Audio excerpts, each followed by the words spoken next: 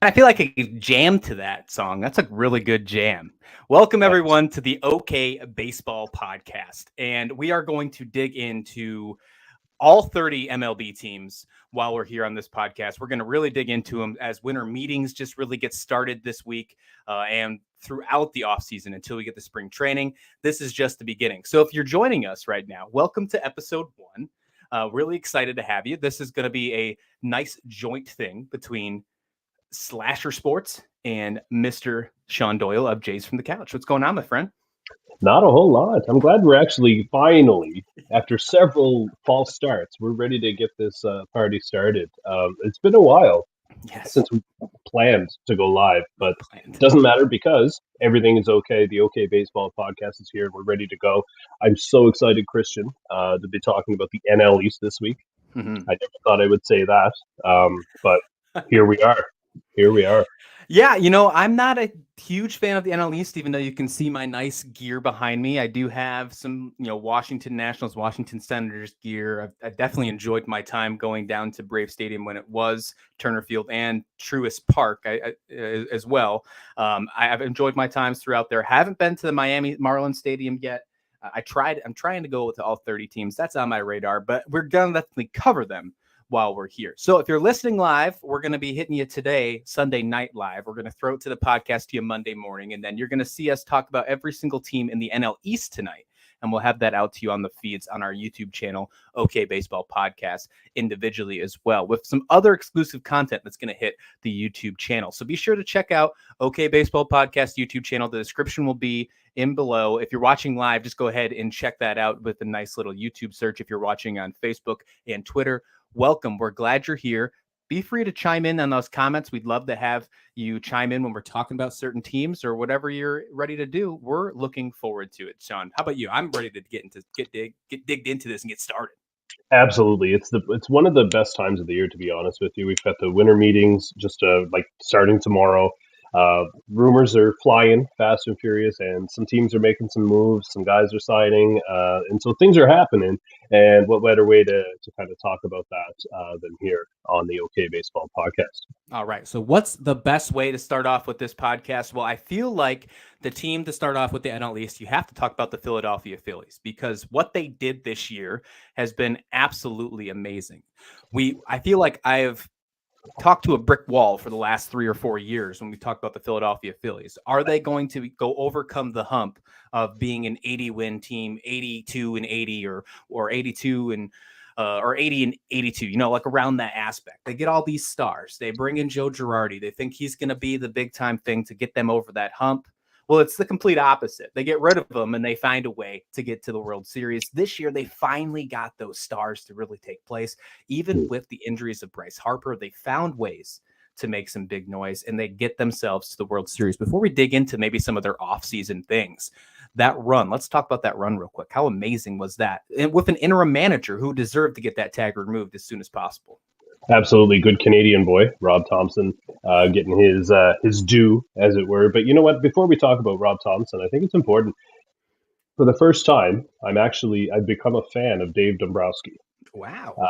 For the first time, and lots of people love Dave Dombrowski from his time in Detroit and Boston. Excuse me, and what he's done with especially at the helm of the Red Sox. But I always felt like it was, it's kind of an easy job when you've got that much talent to throw out there on the field. But he did an excellent job with the Philadelphia Phillies, who were, as you said, struggling. And to be able to pull the right moves and have everything click the way it did for them, excuse me, that I don't think he gets enough credit for that. In fact, what's really interesting is that his contract was up and he went to ownership or management, the group, the ownership, and he said, listen, you don't have to pay me anymore to sign me for 2 years. No more money. And they said, actually, we're going to pay you more money and we're going to add you for another year. Like that I think is kind of cool. You don't see that too often in the business side of baseball, right? So Dave Dombrowski, my hat's off to him, did an excellent job making something out of what I thought, especially at the beginning of the season, was nothing. Yeah, when we heard about the Joe Girardi firing, especially after the injuries of Harper, we saw the defensive woes of this Philadelphia Phillies team. No way in hell did I think that this team was going to be even a playoff team. I actually had a conversation with a good Philadelphia Phillies fan out there, Francisco Rojas. We talked during the Girardi firing. We talked about how maybe just making the playoffs might just be enough. Like, even if they don't, fine, we're going to push forward and see what we can do next. They make it all the way to the dance. And now, obviously, they face a behemoth of the Houston Astros, who have really just completely changed up. We're going to talk about them in the AL West, but they just miss winning the World Series. Now, their pitching staff, they are going to find a way to solidify. Now, Kyle Gibson just took off. He's now with the Baltimore Orioles. They're going to have to fill maybe those bottom roles and look for maybe some other pieces, maybe in the infield as well. And I think they have to address that defensive woes as well. Now, obviously, they had, if you will, when healthy, their own version of Murderer's Row. When Schwarber was there, Castellanos was there, and Harper, when all of them were hitting fantastic, that is the reason why we saw them on such that great streak, and they found their way into the World Series. What do you really think is their top priority in this offseason, Sean? Well, I think they need to continue to address the bullpen. That's been, I would say, not just a problem for them, but it's a problem across baseball. Very few teams have that kind of shutdown bullpen that you like to see, especially from a playoff team. I think that's one thing that they want to do, and they have to come up with a way to replace Bryce Harper for the first half of the season. And I know it's only half a season, but half a season without one of the best players in the game, that's going to be a tough kind of hump for them to get over as well. So I think for me, I'm more focused on those two, the bullpen and how they're going to go about replacing Bryce Harper. Not only just his production, because as you said, they can hit, but when you take away somebody who is that integral to the offense, I think that's where you're kind of going to run into a little bit of trouble. So that's what I'm paying attention to over the next couple of weeks and months. There are two people, and there are two other teams within this division who actually this ties to, but there's two people that come to my mind to maybe work on that outfield help with that defensive play. One is someone who just requested a trade just the other day in Brian Reynolds. And I feel like we're going to talk about Brian Reynolds a lot on this show today. But I feel like he could be a nice asset if Philly was willing to make a move to fill the spot of Harper while he was out, and then obviously make some adjustments when he's in. Brian Reynolds isn't just going to be a Band-Aid for Bryce Harper. I think like I said, I think we're going to talk a little more about him. Another guy as well, and I know there's been some swirls around your Blue Jays talking about them, but again, another episode. But Brandon Nimmo of the New York Mets, I think, would also be a good fit for the Philadelphia Phillies. I'm not sure if they're going to go that far with that. I feel like if they did, and they did try to go within the division, I think Nimmo would be more of a, is it Nimmo or Nemo? No, it's not. We're not finding Nemo. It's Nimmo. So I think it's one of those places that they go with him because it's a free agent deal. They don't have to make any trades. And I think that might be a possibility. Now, there's obviously some other routes you can take. I think you got to find a way to get Schwarber out of the outfield. So, I mean, I think outfield help is definitely a need be. So I'm looking forward to seeing that happen. Back of the end rotation pieces is also something that I would look for in Philadelphia as well, especially with the Kyle Gibson departure. And then obviously I feel every team we could talk about bullpen. So let's just kind of, unless it's the top priority, let's just put this out right now that every team needs bullpen. But I'm sure we'll still talk about it when we get to every team. But just know that that's going to be on the radar. All right, so Philadelphia right now, they finished the season, again, losing in the World Series. They're going to have winter meetings. I feel like they're going to make some moves. I feel like we're going to see this team make a lot of moves. They're going to stay aggressive. For years, we have seen this Philadelphia team make moves, and finally now they're seeing that success that they thought they were going to get 4 or 5 years ago when they signed Andrew McCutchen, when they did sign Bryce Harper, right? When we saw those pieces, traded for JT Realmuto. Now we're finally seeing it happen. And I think that they know that that window is only going to get closer and closer and smaller with those superstars aging. So I don't think that they're going to let off the brakes anytime soon. I think we're going to see the Phillies really make some push for some of those big superstars, Sean. Yeah, and you know what, too? I think you'd be silly not to, right? Because you want to capitalize on the fact that that when Rob Thompson took over, he completely turned this organization around. They were 7 games under 500 on June 3rd. He takes over, they go 65-46. I mean, and falls just shy of a World Series. Like, he's in just a little bit of time, right? He's kind of much in the same way that John Schneider has in Toronto. He's kind of turned around the fortunes of that team, and I think if you're the Phillies, you got it. Like you've seen the kind of where the upper level of the team can perform. I think you got to maintain that, and so I agree. I think they're gonna be players. It's just a matter of how big. I think that'll be interesting to see because Dave Dombrowski does not have a problem going big. And I feel like this is where we can finish off this Phillies talk. This is how big I think they're going to go. We talk about the outfield help. We talk about pitching. I didn't talk about probably the most important piece that they needed last season, and they still need it now. And I think it's that shortstop position. On December 2nd, Jason Stark of The Athletic reported that the Phillies were set to meet with all four of the big free agent shortstops. That's Trey Turner, Carlos Correa, Xander Bogaerts, and Dansby Swanson. Now, I see a couple names in there. Xander Bogaerts for one of them. That's an AL East. I know just for you saying that as a Jays fan, you want him out of the AL East. You wouldn't even be mad if it went to the NL East, right? But you talk about some of these players. Imagine if you had a Trey Turner on your team with that Philadelphia's Murderers Row, or a Carlos Correa, or a Xander Bogaerts. I mean, even Dansby Swanson, who we've seen some peaks and valleys in the last few seasons, but that didn't really appear at all last season, had really good success. Any one of those four in that Philadelphia Phillies lineup would be just instant success, and you would really – you're going to miss Bryce Harper for that first half of the season, but it's going to make that Band-Aid really, really easy to pull off. You know, it's going to have that nice layer of Neosporin on it where it doesn't hurt as much. It's going to be real nice while you're waiting for Bryce Harper because you have those shortstops. I mean, honestly, any one of those, Sean. And if you think of the before those out there, you have to think that Philadelphia is going to go after and get one of those. You got to think so. I mean, and I'm glad that, I thought we were for a second there. It sounded like no we were way. the whole time not talk about shortstop. Yeah, I think that the Phillies are going to at least grab and be like the finalists for one of these guys. It would be interesting to see which one, though. Obviously, Dansby Swanson, in my mind, that's their best defensive shortstop. So it would be interesting to see if they can snag him from Atlanta. That would just add another layer of juice to the whole division that I would personally enjoy.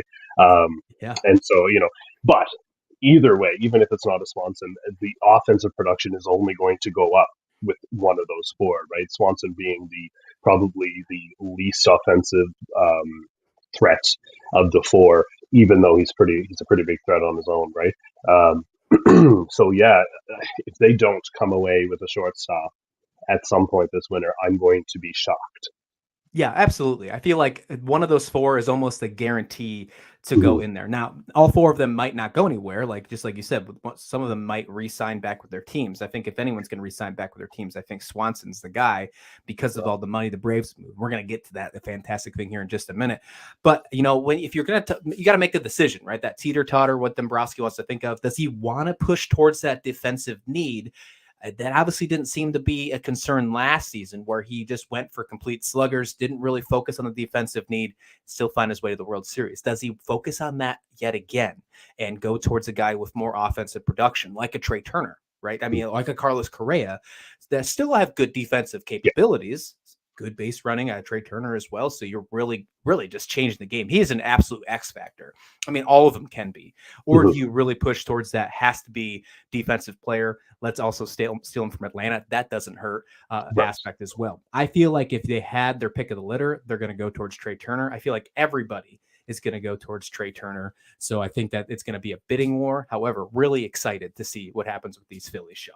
Oh, for sure. For sure. And you know what? If it were me, I wouldn't even enter into a bidding war. If everybody's after Trey Turner, I'll go ahead and sign me Dansby Swanson. My defense is so much better, and away you go. Great. We got one comment here from Slasher Sports Cinema, our sister or brother, if you want to call that, channel over on Slasher Sports. Says, cheers, boys, Chuck, up on the bat and stay alive. Love that. One of our mottos at Slasher Sports. This is a Slasher Sports show, by the way, with partnership from the good old Jays from the couch. If you want to find us on Twitter, hit us up on Slasher Sports, and find Sean's Jays from the couch at Jays from couch. Looking forward to that. All right, let's dig into the New York Mets. Yes. When you look at their logo, I mean, that's like the perfect way to think, this is how I'm going to start this one off, right? You look at their logo and there's this nice bridge, right? Nice bridge on their logo. Because if you remember what Cohen said last year, They said, with all the money you spend, he said, they might as well name a bridge after me. Well, I don't know if they absolutely did that, but they did spend a shit ton of money, Sean. And what did that get them? Not Had the much. bridge fell down. That's It what got happened. them. It got them. Jacob Degrom leaving in the offseason. It got them manager of the year and Bucky Showalter, which I love as someone who loved him in Baltimore. So that's cool. However, it did not get them anywhere. It got them as their other NL East partners, the Phillies, to the World Series, but not them. Interesting, right? Money is not everything. We've seen that with both New York teams now. We can say that with a nice feeling that Hmm. money is not absolute everything. And we've seen that in the past with the Tampa Bay Rays as well. It's not absolutely everything. However, I feel like that route's not going anywhere. Even with Jacob deGrom not staying, even with the fact that they were told that they didn't even get a chance to counter and he took that job to Texas, which I think is absolutely insane. Does that tell you about the New York culture? Does that just tell you about he just wanted to go to Texas and that was final? It makes you wonder if there's a lot of questions about that Mets team. I don't know if that's the case. However, speculation is fun, and we're going to do a shit ton of that here on this podcast. Now, when we look at this Mets team, you know they're going to chase after somebody to fill the ground. A lot of reports are out right now that Old Dominions or Houston Astros or Detroit Tigers, former star pitcher, Justin Verlander is on the radar. Now, I think that's a really cool thing. As someone who graduated from Old Dominion, I love that he is a top free agent. Got it. There's my roots. It's out there. However, he just had one fantastic season after Tommy John. He is getting older. We just saw what they did with Max Scherzer with a big contract. You want to do that with two older players, Sean? I don't know if that's the right thing to do. I don't know if they have a choice. Okay. In all honesty, after losing Jacob Degrom, their rotation is Max Scherzer and Carlos Carrasco. Really, Yeah. they have to do something. There's rumors of Carlos Rodon being on their radar. Justin Verlander, obviously, now he has to be with Degrom, saying sayonara, which I find very interesting. That whole scenario is very interesting because for the first time I heard things that Degrom wasn't a good teammate and things like this, and Wild. now the dirty laundry is just flying all over the line. But anyway, regardless of whether or not there was an issue that led to Degrom leaving, the Mets are in trouble. They're going to have to find a rotation, and what makes it more interesting is the fact that according to Cott's baseball contracts, they're at a $288 million CBT payroll, right? Which Wow. means they're already past that initial level of 233 million, right? So they're paying taxes out the wazoo. The So bridge tax. That's got to be the bridge bridge tax. tax, there it Yeah. is, Cohen's bridge tax. And they need a rotation and they need an outfielder. Mhm. I don't know how the Mets are going to solve this one. They can't keep throwing money at it. They just can't. I mean, I know Steve Cohen is incredibly rich, and he can. If anybody can throw money at something, it's him. But you can't keep throwing money at this problem. I don't know how they're going to proceed without throwing money because you're in this far, you might as well keep going. But at the same time, how much farther can you keep going? So if I were a Mets fan, which if I were a Mets fan, I would be really really nervous about how this team is going to proceed. Maybe not necessarily this off season, but in the next couple, something's going to have to give. I think.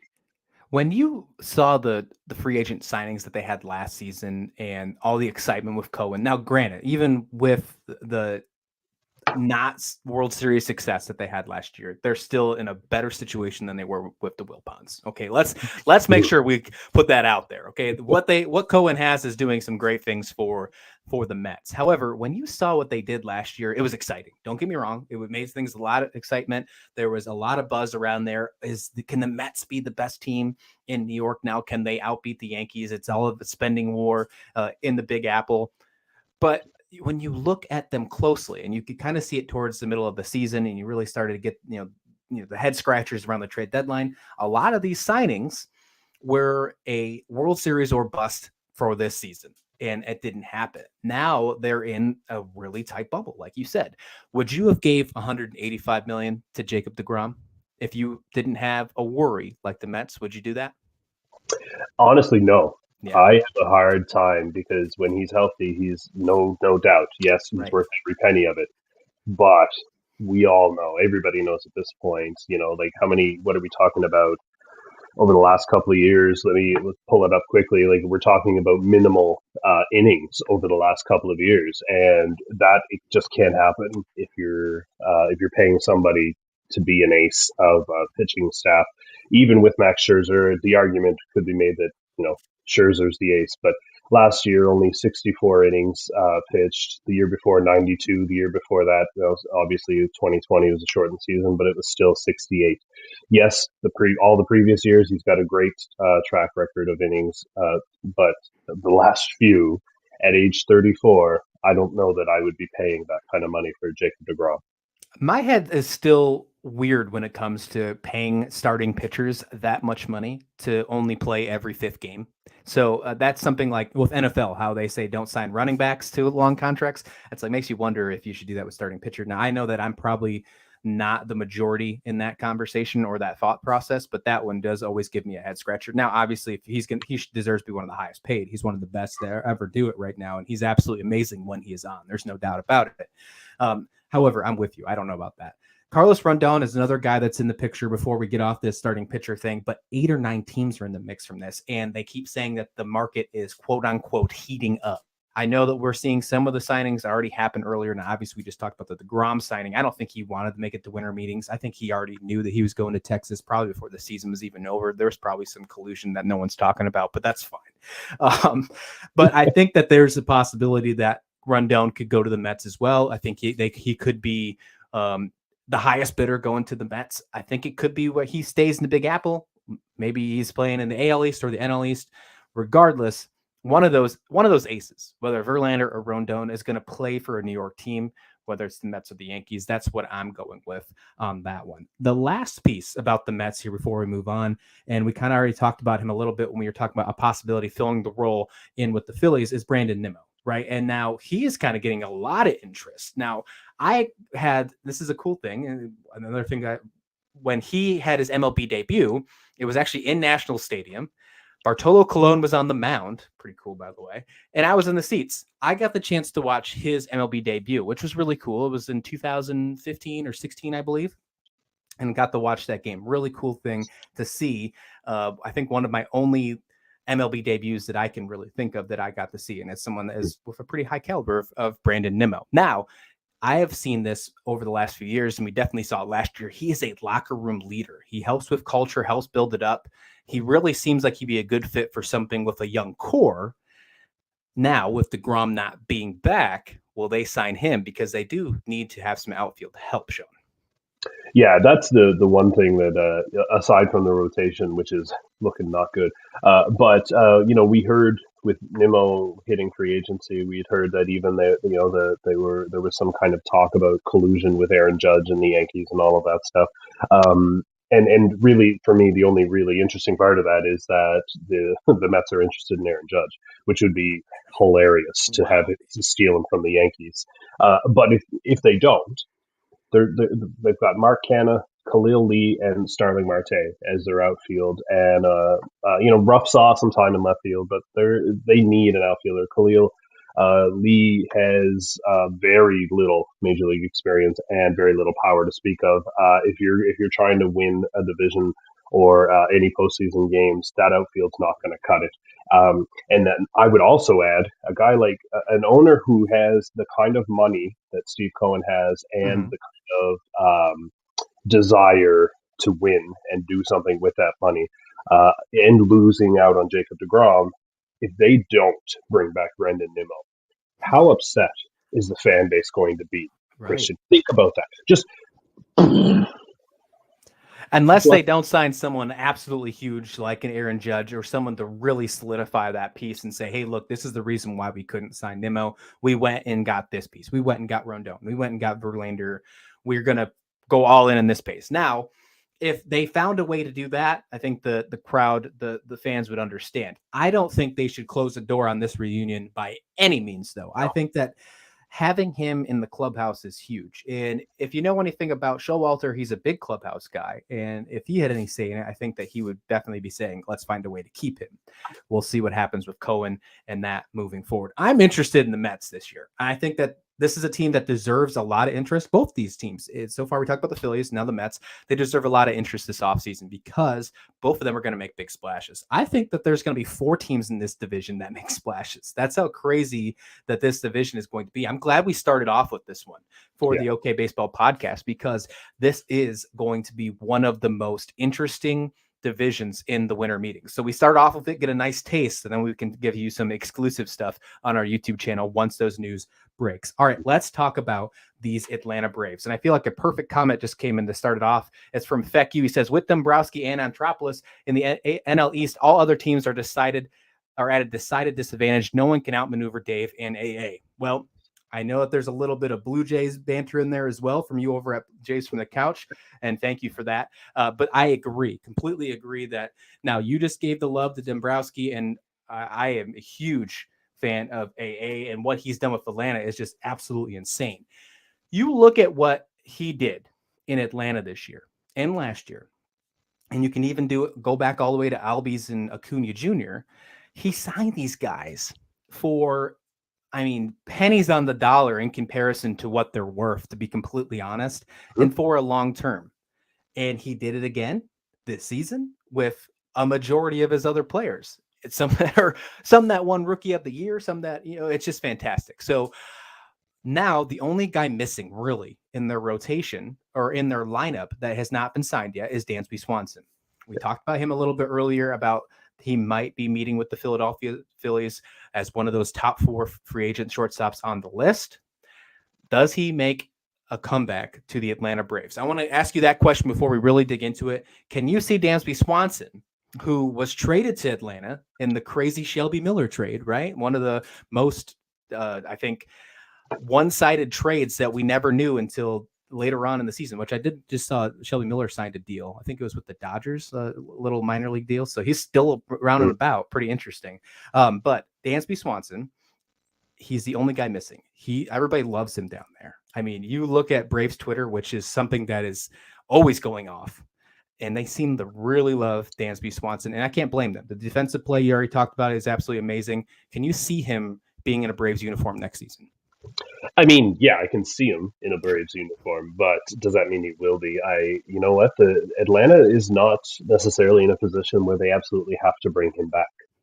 They could, in theory, use their 2022 minor league player of the year in Vaughn Grissom and promote him to play the shortstop position. He's got some power, he's got some speed. Yeah. So they're not necessarily desperate. And when you compare, like, say, Philly, I would say Philly is more desperate for a shortstop than Atlanta. Absolutely. That being said, though, it would not be a good look for Alex Anthopoulos to lose Dansby Swanson, only because the fan base is going to be rather upset with that. You've kept Acuna, you've kept Austin Riley. You kept all of these guys around, and unfortunately now it looks like that might not be the case with Swanson, and Alex Anthopoulos will hear about it. Even though I agree that Alex Anthopoulos is probably, and you as a Blue Jays fan personally, you don't have to work too hard to convince me about the chops that Mr. AA has. But he will. He's not afraid to make moves, so that also means then he's not afraid to not make moves. And if it gets to the point where, some people are talking about $140 million floor for Swanson, if it gets to that point, Alex Anthopoulos, he may be okay with allowing Swanson to play elsewhere. If it's in Philly, though, oh man, yeah, he better hire some security. Here's the question, because we saw it just happen just last season with the Atlanta Braves. We just talked about how loved Dansby Swanson is in the fan base.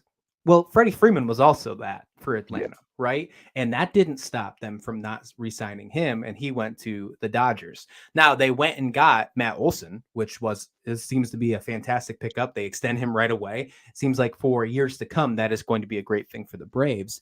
Is Mhm. that maybe going to be a same strategy we could see where they let Dansby walk, maybe go find a younger, maybe not the shortstop because they have Vaughn there, but a younger guy to replace him, extend him, and move forward. I don't know if they have another spot on the roster, honestly, to do that. Maybe be some more pitching or bullpen, right? Everybody needs bullpen. But that's something just to keep in mind. That could be a cool strategy that AA might do. What do you think about that? Yeah. The only thing is, like, excuse me, we have to remember that Freddie Freeman's agent lied to him, and that's why he's not in Right. Atlanta right now, right? That's So true. there's, like, if Alex Anthopoulos had that opportunity, that final opportunity, things may have turned out differently. But what it does show is that Alex Anthopoulos is not afraid to kind of pivot and get what he needs for his team to be successful, and emotions or connections or feelings can be set aside. And so I could see it playing out not exactly the same way because of the shady agent that guided Freeman to LA. But I can see it playing out in the same way where Swanson just goes somewhere else and Alex Anthopoulos comes up with not only a solution but a creative one, which is something that I think you can count on with Alex Anthopoulos. I agree, and I think the way that he's built the foundation of this team, and you think it's just going to be a core. I mean, his core is turning into the entire lineup with as long as he has these players. I believe he has 7 or 8 positional players out to like 6 years of control, and then we're not even talking about the pitchers and the bullpen that he has in control. He's really has this team set up honestly in his favor for the next decade, barring any but requested trades or anything like that. And because it's so low in AAV for the majority of these players, it gives him that option for him to be able to sign one of those big studs if need be. Now, I don't know if this is the season that he does that.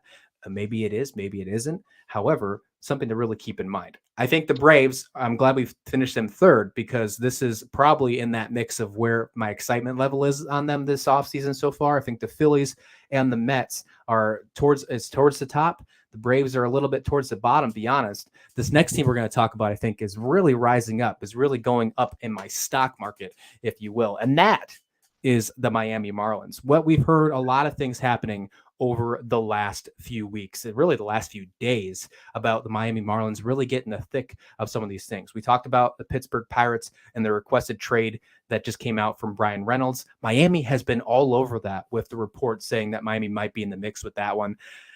And then obviously they have a young core of pitching. What are they going to do with them? Do they keep them? Do they let them go? That was a big question in the trade deadline. Obviously, they're still with the team, so we know the answer to what happened during the deadline last season.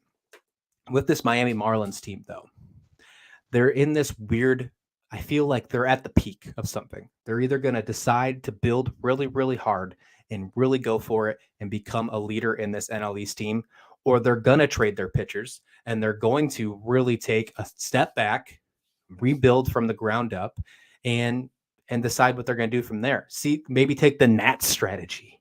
I don't know. I feel like that is the distance of these two. I don't think they're going to go in the middle like they did last season, where they signed some subpar guys like Jorge Solar, like Garcia, where they thought would have some decent ceilings and don't take off. I think that that's not going to be the case this year. It's going to be one or the other. It's going to be the complete ceiling or the absolute floor for this team, and I'm leaning towards those lights at the top of the ceiling, my friend. I really do think that's going to happen. What do you think about this Marlins team? Because I know you're super excited about them. We talked about it I actually offline. am. Yeah, out of all of the teams in the NL East, the Marlins have me the most excited. I think, and I was about to say before you said it, but they are on that precipice, right?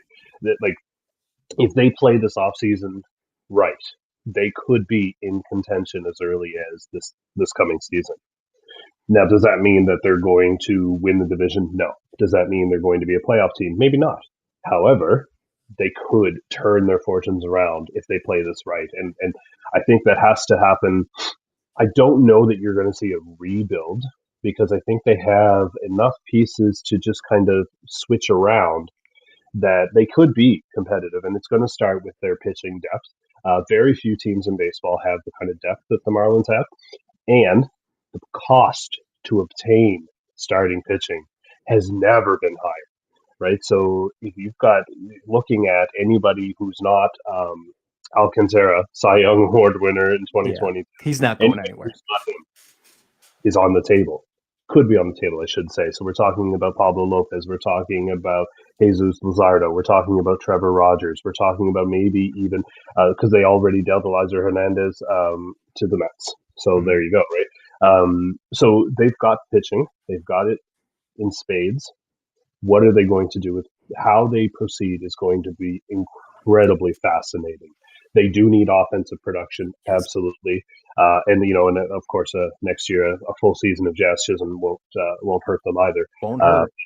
it's going to be a fascinating off season because they are in a position that very few teams in baseball are in.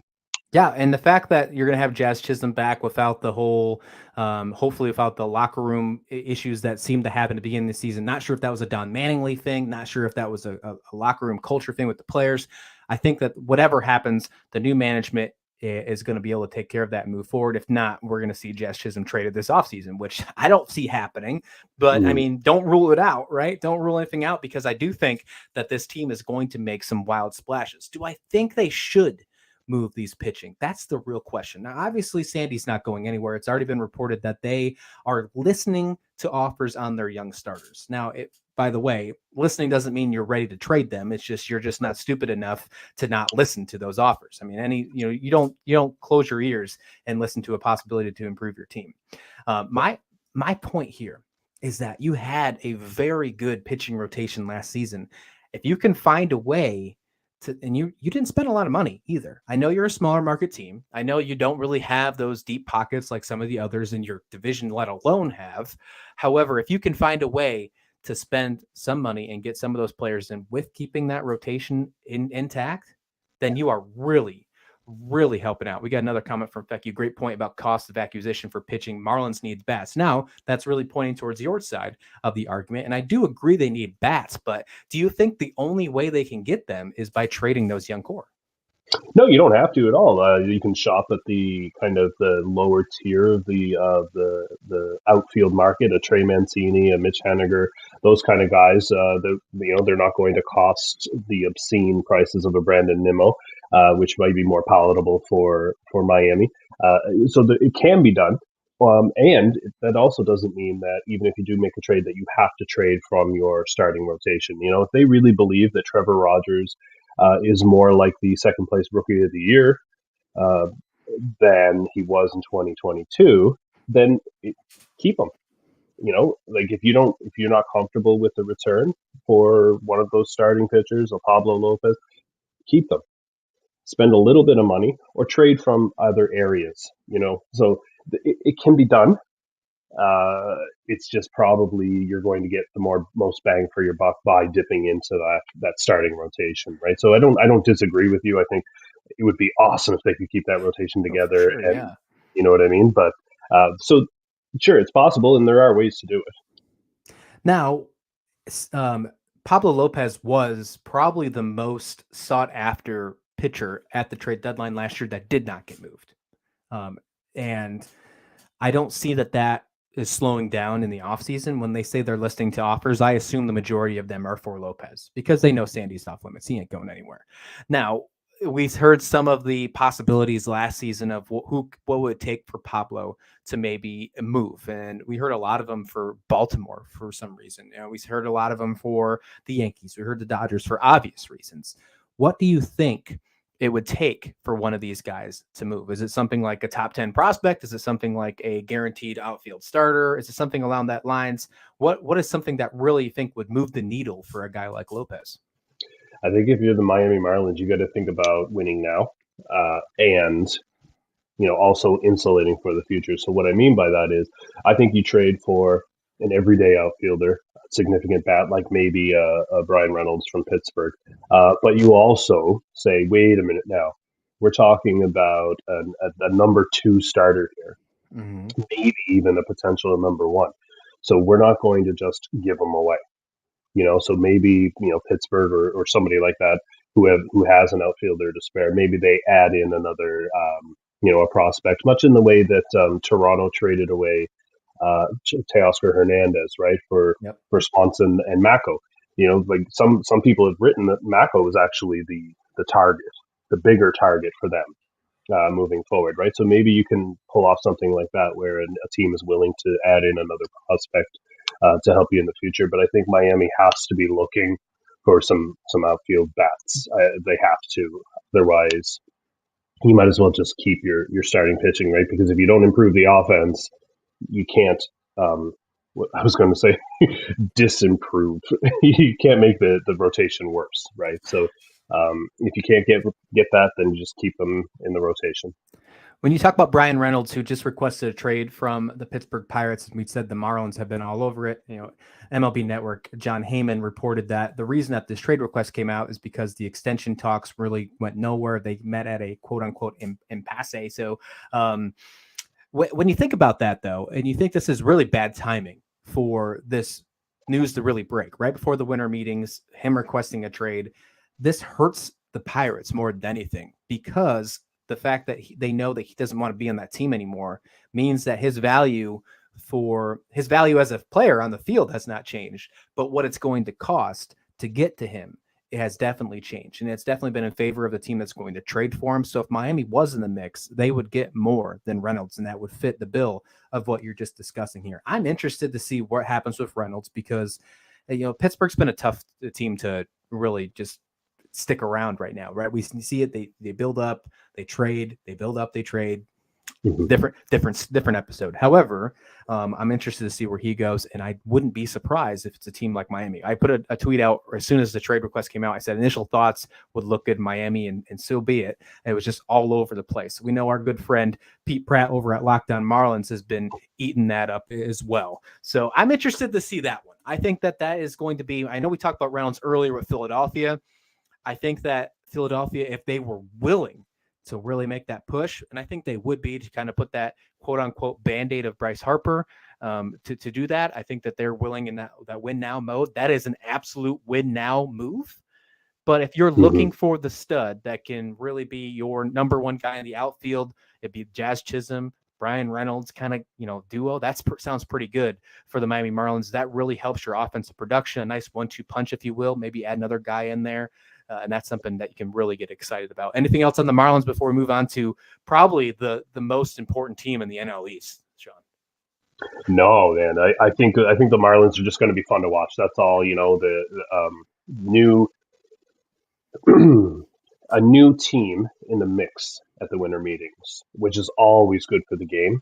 And so I encourage everybody, if you're watching at home or listening after the fact, pay attention to these Marlins, because they're going to be front and center in quite a few items, I think. Aaron Judge is going to the Washington Nationals, right? Of course. Yeah. Oh my God. Yeah. Imagine we're starting that. That's how we're starting that segment off. So the Washington Nationals obviously had one interesting season this year, and there is a lot of things going around. There's a lot of stories outside of baseball that are interesting with the Washington Nationals that deserve some offseason interest, that will pique my interest as well. First and foremost, before we really dig into those, we got to talk about the biggest thing, the biggest elephant in the division, if you will, is no longer in the division. Juan Soto is now gone. He's to San Diego. The trade is pretty bonkers when you look at it. I think a little longer now, when you see CJ Abrams, you see Lucas Voit, who's no longer on the team. He decided, they're not even going to pick up the option or just not re-sign him. I'm not sure if it was an actual option. However, when you look at this trade now, it was a complete I honestly, I feel like we're going to be talking about this in 2-3 years and say this was a bust, and it's going to hurt you with ownership when in the future. And that brings to my next point here. That is the biggest, probably off-season question for the Washington Nationals. It's not going to be what player they sign the winter meetings. It's not going to be what kind of team they field this year. It's going to be who becomes their next owner for the direction they take for the next decade and beyond. Now, they are in a very prime spot. They are in the nation's capital. They are in Washington, D.C. There are some prime suitors that have been talking about possibly buying this team. It doesn't hurt that also the NFL team, the Washington Commanders, is also for sale. You could say it also hurts or doesn't hurt. I think it doesn't hurt. I think that brings in more suitors to the area. If they don't win the Washington Commanders bid, they might be in on the Nationals bid, vice versa, depending on which one goes first with sale. I've heard stuff as crazy as Jeff Bezos being a possibility for a suitor as the Washington Nationals, Sean. I've seen stuff like that. I mean, that's as wild as it's been. So when you look at, I've seen Dave Rubenstein as well, a big business guy. There's a lot of really big names with some deep pockets that have been tied to the Washington Nationals. When you are in a division like this, when you are, when you really won the World Series in 2019, as awesome as that run was, you won it not with big paychecks. It was the year you traded Bryce Harper away for the perfect pieces. It was the perfect storm, if you will. You started off 19-31 at the trade deadline, come back, get a wild card, and just have a sensational October. That is not going to happen again. And that's not a blueprint that you can ever repeat. You're going to have to find a way to build a foundational core. And that's obviously without guys like Juan Soto. Steven Strasburg has been injured. I think he's only pitched, I think it's somewhere like around 30 innings or something since he's, the World Series, and he got his contract extension, which is absolutely dreadful. I can go on with this team because there's a lot of things that you can discuss the woes about. However, give me something good, Sean. Give me something positive to talk about this team. I'm going to throw you right on the spot because I don't know if there is. Oh gosh, yeah, wow, you really did throw me up there. Okay, I don't know if there's anything not. positive. That's the if trick you're a question. There's Washington not. Nationals fan, I think the most positive thing is that you used to be an Expos fan. I really think that's about What as do you good as think it about CJ Abrams? Because he's obviously the big thing that came with the Juan Soto trade. Now, he's not going to fill the shoes of a Juan Soto who had to fill the shoes of a Bryce Harper, and that worked good for a little bit down the road. But those shoes are getting smaller and smaller, right? They're not getting larger as we go here. When they tried to fit in the shoe is forming to them.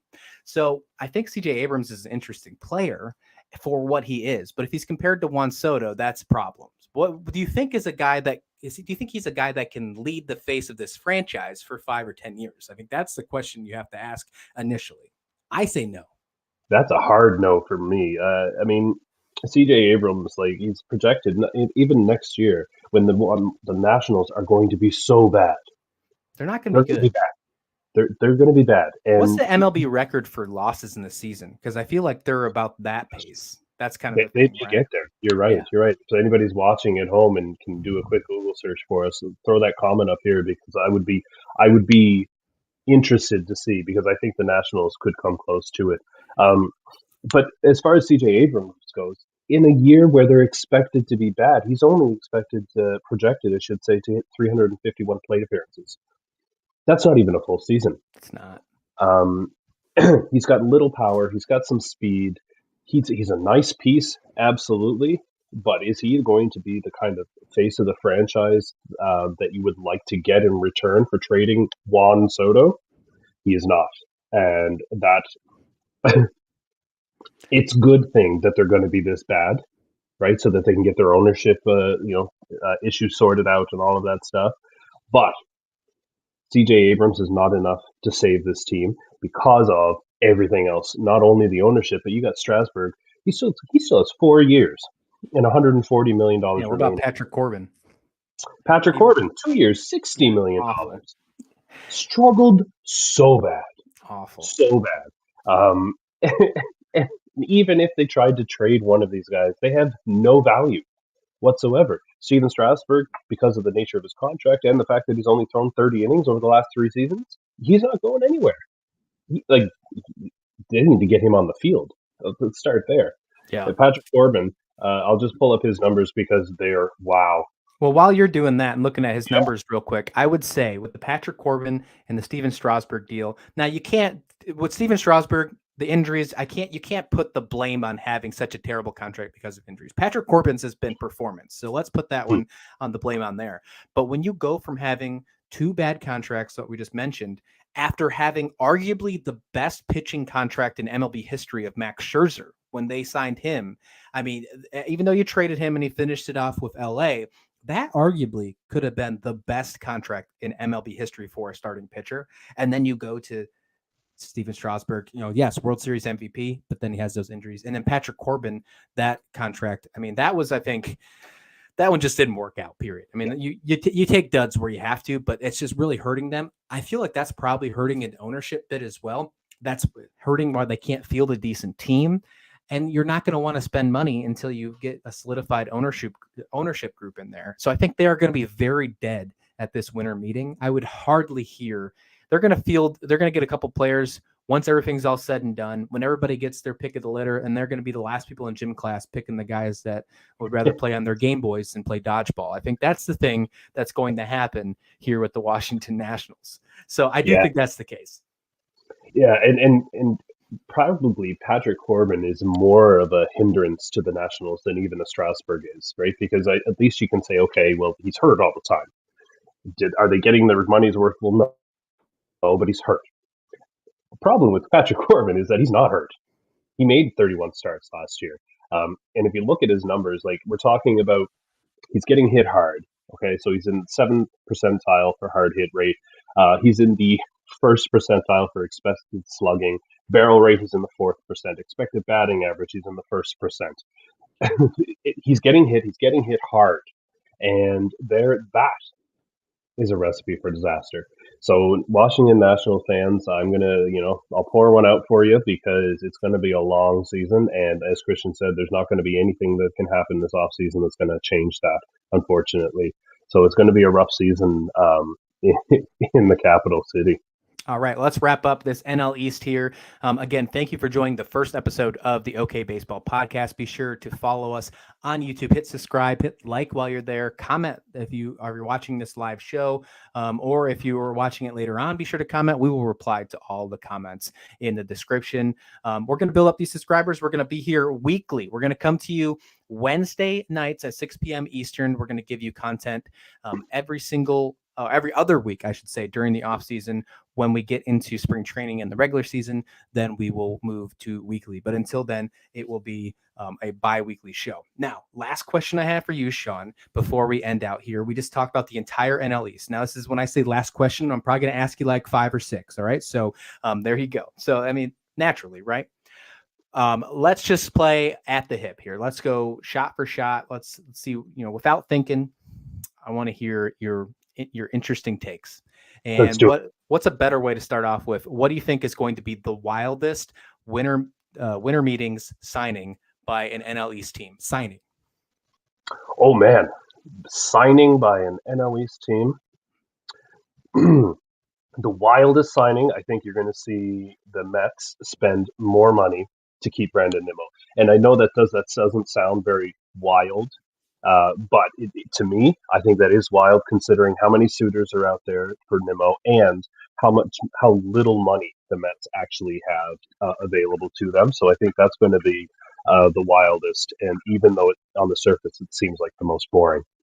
All right, I like it. I'm going to go with the other, I guess, one of the other top teams in the NL East. And I think that the Philadelphia Phillies are going to get the top shortstop in all of MLB in the free agent, and that's Trey Turner. I think we're going to see a big contract for Trey Turner. I think he's going to be on Philadelphia Philly here. If you're a Phillies fan, I'm sure that's going to make you absolutely excited. Can you imagine what October's lineup or after trade deadline lineup could look like with Harper, Turner, Castellanos, Schwarber, and that's just to name a few. Real Muto in there as well. That's like a World Baseball Classic team going to be playing in Philadelphia every single night.